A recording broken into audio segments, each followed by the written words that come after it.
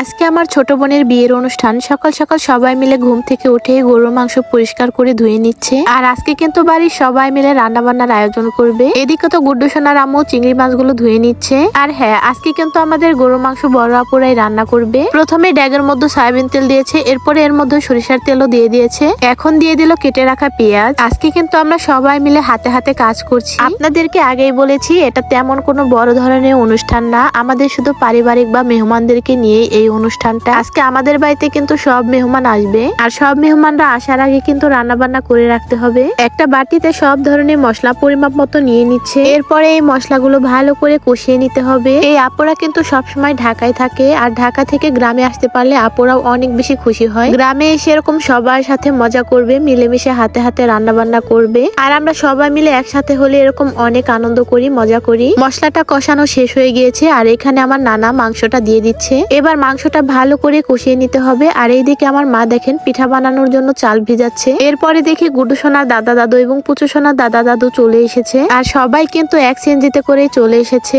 আমার ছোট বোন, মামাতো বোন এবং গুড্ডু সোনার ফুপি সবাইকে এগিয়ে আনতে গিয়েছে।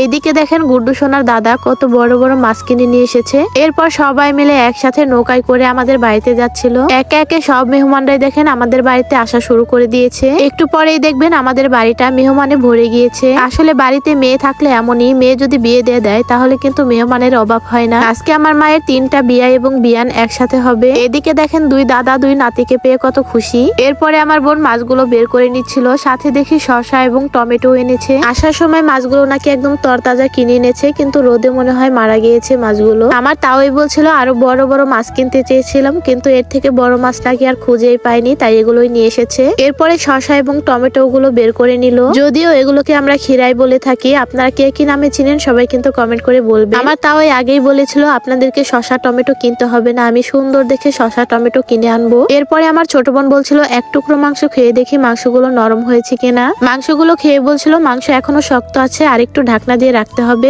আর এইদিকে চিংড়ি মাছ দিয়ে টমেটো দিয়ে ভুনা করে নিচ্ছিল। এরপরে আমিও মাংসটা নাড়া দিয়ে দিচ্ছিলাম যেন পাতিলের তলায় লেগে না পড়ে। আর এইখানে বড় আপুর চিংড়ি মাছের ভুনা তো হয়ে গিয়েছে। ভুনাটা দেখেই মনে হচ্ছে কতটা মজা হয়েছে খেতে।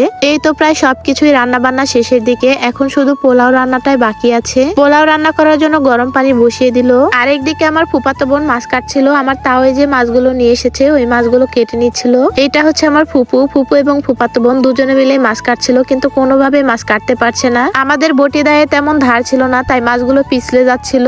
এরপরে আমার ফুপাতো বোন অনেক কষ্ট করে সবগুলো মাছ কেটে নিল। আর এদিকে গুড্ডু সোনার আম্মু শশা কেটে নিচ্ছিল সবার জন্য। এবার আমার মা এবং বড় আপু দুজনে মিলে পোলাও রান্না করছিল, আর আমি এখানে দাঁড়িয়ে দাঁড়িয়ে দেখছিলাম। পোলাও রান্নাটা হয়ে গেলে আমাদের প্রায় সব রান্নাগুলোই হয়ে যাবে। পোলাও রান্নাটা বসিয়ে দিয়ে এখন আমরা সবাই মিলে নদীতে যাব গোসল করতে। আমার মা এখানে বসে বসে রান্না করছিল, আর আমরা সবাই মিলে চলে গিয়েছিলাম নদীতে গোসল করতে। আর গোসল করতে গিয়ে তো আমরা সবাই মিলে শৈশবে ফিরে গিয়েছিলাম। নদীর ধারে গিয়ে এভাবে আমরা সবাই মিলে পিছলে খেলছিলাম, অনেক বেশি মজা লাগছিল, আনন্দ লাগছিল। এরপরে আমরা সবাই মিলে গান গাইতে গাইতে নদীর ওপারে চলে যাই নৌকা নিয়ে। আমি কিন্তু সবাইকে নৌকা চালিয়ে নিয়ে যাচ্ছিলাম। আজকে মনে হচ্ছিল আমরা সবাই মিলে সেই ছোটবেলায় ফিরে গিয়েছি। সবাই মিলে নদীর ধারে গিয়ে এভাবে খেলা করছিলাম। ছোটবেলায় এরকম কত খেলেছি, সেই দিনগুলো খুবই মিস করছিলাম। সবার বাচ্চা কাচ্চা বাড়ি রেখে এসেছি, আর বাড়ি রেখে এসে তো আমরা বড়রা অনেক আনন্দ করলাম। এবার আমরা গোসল করে বাড়িতে চলে যাব। আমরা যখন সবাই মিলে একসাথে হই তখন কিন্তু আমরা সবাই একসাথে অনেক মজা করি, আনন্দ করি। যাই হোক, এরপরে আমরা গোসল করে বাড়িতে চলে গেলাম। বাড়িতে এসে দেখি সবাই তো খাওয়া দাওয়া করে নিয়েছে, শুধুমাত্র আমরাই বাকি আছি।